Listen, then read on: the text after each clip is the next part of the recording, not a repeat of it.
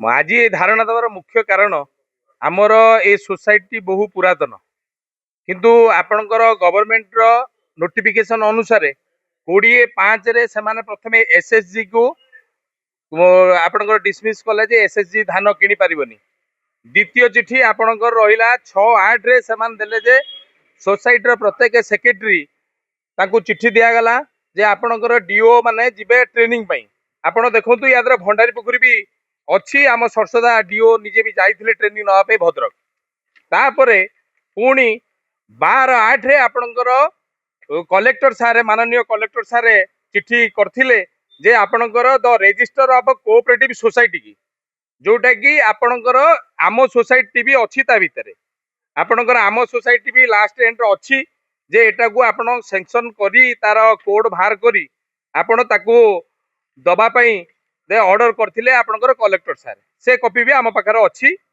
तापरे आपणकर register office रु आपणकर जिनस गुडाक सब आसिला जे से माने पास करदेले आपणकर जो कोड जाइतिला एक्टिवेशन पई आपण एक्टिव करिकी दियंतु बोली से चिठी भी आपणकर डीआरएस पाखु आसिला।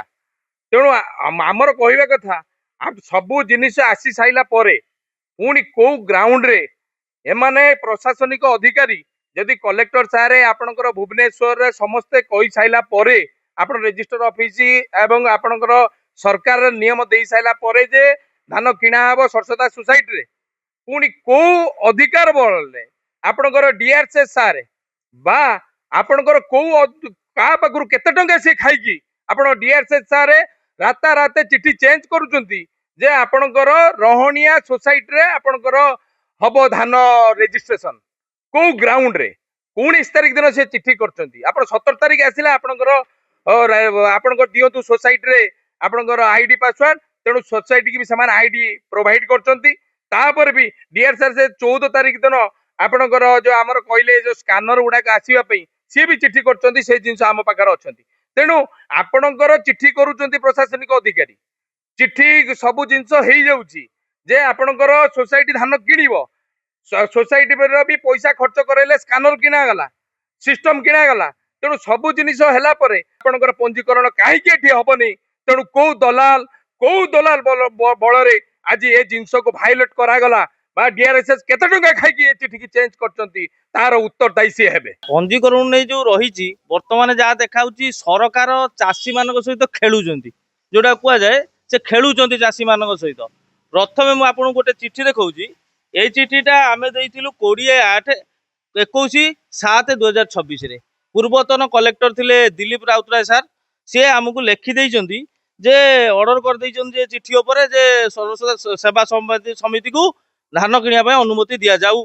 तापर 31 तारिख रिटायरमेंट है 7 तारिख दिन गोटे चिठी आमको आसला जे आपण मान सोसाइटी डीओ को आपण ट्रेनिंग पठातु आम भी ट्रेनिंग पठेलु डीओ को देला परे पुणी गोटे चिठी आइला 12 तारिख कलेक्टर सैंक्शन कले ऑर्डर कले जे सरसदा सेवा समवाय समिति को एनगेज करागला धान किणा पाई एटा क्या चिठी है ना रजिस्टर को है रजिस्टर तापर पंचम चिठी है आपण मानकर 15 तारिख एफएससीडब्ल्यू को गला जो आपणकर सप्लाई डिपार्टमेंट को सप्लाई डिपार्टमेंट कोड जेनेरेशन कला कोड जेनेरेशन करके आमको कोड देला आदेला आमको भी डीआरसीएस सर को पचारू सी कहले फॉर्म आम बांटिलु। तापर 17 तारिख पुणी डीआरसीएस कौन गले ना से जो चिठी को फरवर्ड कले कौट की रजिस्टर ऑफिस की जे कोडटा जेनेरेट कर दे कि आईडी एक्टिव करांतु दिहला एमान सरसदा सोसाइटी चयन करागला एमान एक्टिव कराई दियंतु कला बोले हठात कि आम शुणिलु कि ना 19 तारिख दिन ऑर्डर कैंसल पंजीकरण ऑर्डर कैंसल कराला कहीं कैंसल कराला। तापर मुझे पचारि डीआरसीएस सार को डीआरसीएस सार कहले जे आमे किछि दिन पूर्व जो आमर आपणकर आमर सेक्रेटरी जने निलंबित होती से विभिन्न टंका कोटी कोटी टंका घोटाला करछंती से हिसाब से बोर्ड तांको निलंबित करिछि कला बेले डीआरसीएस मते कहले जे एमपी महाशय कहउछंती जे जदि तमे मते बहुत प्रेशर हो एमपी आड़ू जदि जो तुम रिइनस्टेट करदब आकर भी किसी माने दलीय नेतृत्व मो कति फोन करछंती उपयुक्त प्रमाण अच्छी फोन करछंती जे ताकर जदि आपण रिइनस्टेट करदेबे ताने आपनको धान दिया दियो ଧାନ କିଣିବାକୁ ପଞ୍ଜୀକରଣ ପାଇଁ ଅନୁମତି ଦିଆଯିବ। ଆଜ୍ଞା ଏଠି ତାଙ୍କ ରିଇନଷ୍ଟେଟ୍ ସହିତ ଏ ଧାନ ପଞ୍ଜୀକରଣ କଣ ସାମଞ୍ଜସ୍ୟ ଅଛି, କଣ କହିଲେ ଅଛି ରିଲେସନ କଣ ରହିଛି? କିଛି ତ ନାହିଁ। ତା ମାନେ କଣ? ଆପଣ ମାନେ ସରକାର ଯୋଉ କହୁଛି ଚାଷୀ ଡିମିଡିମ ପିଟୁଛି, ଲୋକଙ୍କ ସରକାର ଚାଷୀଙ୍କ ସରକାର, ଚାଷୀଙ୍କ ସରକାର ନା ଚାଷୀଙ୍କ ପେଟକୁ ଲାତ ମାରିବା ସରକାର ଇଏ? ମୁଁ ଏତିକି କହୁଛି, ଚାଷୀଙ୍କ ପେଟକୁ ଲାତ ମରା ହଉଛି ଡାଇରେକ୍ଟ ସରକାର ଇଏ। ଆମେ ଦେଖୁ ଅନ୍ୟାୟଟା ସବୁଦିନ ନୁହଁ, ସବୁଦିନ ଅନ୍ଧକାର ରାତି ରହିବନି। ଆପଣ ମାନେ ଏଇ ଚାଷୀ ଆପଣ ମାନଙ୍କୁ ଯୋଉ ମହୋଦୟଙ୍କ ନା DRCS କହିଲେ କି MP କହିଲେ, ମୁଁ ଏତିକି ଜଣେଇ ଦେବାକୁ ଚାହେଁ ଯେ ଆପଣ ମାନଙ୍କୁ ଏଇ ଚାଷୀ ମାନେ ଏଇ ସାଧାରଣ ଲୋକମାନେ ନେଇକି ସିଟରେ ବସେଇଛନ୍ତି। ପୁଣି ଏଇ ଚାଷୀ ସାଧାରଣ ଲୋକଙ୍କ ହାତରେ କ୍ଷମତା ଅଛି, ସେ ବି ଆପଣଙ୍କୁ ସିଟରେ ଆଣିକି ତଳେ ବସେଇଦେବେ। এইটাକୁ চিন্তা করন্তু।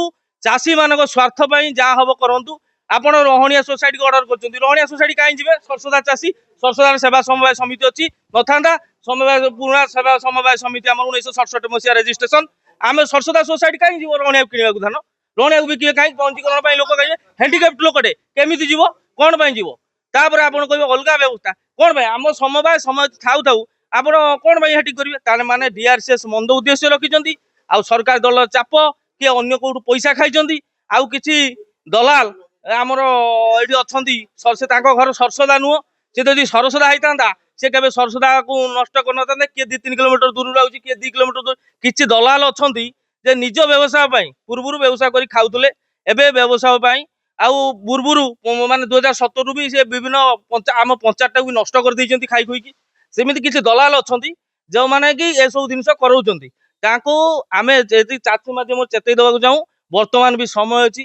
ଆପଣ ଟିକେ ଯଦି ସଜାଗ ନ ହେବେ, ଆପଣଙ୍କୁ ଏଇ ଚାଷୀ ମାନେ ଆଣିକି ପୁଣି ତଳେ ବସେଇଦେବେ। ଯୋଉ ଗାଦିରେ ବସେଇ ନାହାନ୍ତି ଭାବୁଛନ୍ତି, ସେଟା ତଳେ ବସେଇଦେବେ। ଅପେକ୍ଷା କରନ୍ତୁ, ସମୟ କହିବ। ସମସ୍ୟାର ସମାଧାନ ଆମେ ଏଠି ଅନଶନରେ ବସିଛୁ, କହିହବନି ଅନିର୍ଦ୍ଦିଷ୍ଟ କାଳ ପାଇଁ ହେଇପାରେ। ମୋ କହିବା କଥା DRCS କୁ ସିଏ କୋଉ ଆଧାରରେ କଲେ? ଆମକୁ କୌଣସି ନୋଟିସ ଦେଇଛନ୍ତି? ଆମକୁ କହିଲେ ଫର୍ମାଟ, ଆମେ ଫର୍ମାଟ ଆପଣଙ୍କୁ କହିଲେ ଆଇ ସ୍କାନର ପାଇଁ ପଇସା ଡିପୋଜିଟ୍ ଆମେ କରିଛୁ, ଆଇ ସ୍କାନର ଡିପୋଜିଟ୍ ଅଛି। ଯଦି ଆପଣଙ୍କର ଏତେ କଥା ଥିଲା, ଯଦି ସରକାର ଦଳରେ ପ୍ରେସର ମନା କଲେ ଯେ MP ମନା କଲେ କି କିଏ ମନା କଲେ, ଆପଣ ମତେ କହିଲେ, ମୁଁ ଏକା ଯାଇନଥିଲି ଆଜ୍ଞା। ଆମର ଏଇଠି ଯୋଉ ଚାଷୀ ବି କିଛି ଅଛନ୍ତି ଯାଇଥିଲେ, ଆମ ଚାଷୀଙ୍କ ସାମ୍ନାରେ ସେ କହିଲେ, ଯେହେତୁ କହିଲେ ତାପରେ ତାଙ୍କର ସରକାର ତାଙ୍କରି କର୍ମୀ କିଛି ମତେ ଫୋନ କରି କହୁଛନ୍ତି ତାଙ୍କୁ ରିଇନଷ୍ଟେଟ୍ କରିଦିଅ, କଲେ ତମକୁ ଧାନ ଦିଆଯିବ, ଇଏ ଦିଆଯିବ, ସମସ୍ତ ସୁବିଧା ଯିବ। କଣ ଆମର କିଛି ନାହିଁ? ଜଣେ ସମବାୟ ସମ୍ପତ୍ତି କି ନଷ୍ଟ କରୁଛି, ତମେ ତାକୁ ସହଯୋଗ ଯୋଗଉଛ, ତା ମାନେ ତମର କଣ ମନ୍ଦ ଉଦ୍ଦେଶ୍ୟ ଅଛି ଏଠି ଜଣା ପଡୁଛି। ସବୁ ଲୋକ ଜାଣିଗଲେଣି, ଆଉ ଲୋକ ୟା ପରେ ରାଜରାସ୍ତାରେ ବସିବେ, ଆପଣଙ୍କର ଚିରାଚରିତ ଢଙ୍ଗରେ ଆପଣଙ୍କୁ ଦମନ କରିବେ। ବ୍ୟସ୍ତ ହୁଅନ୍ତୁନି।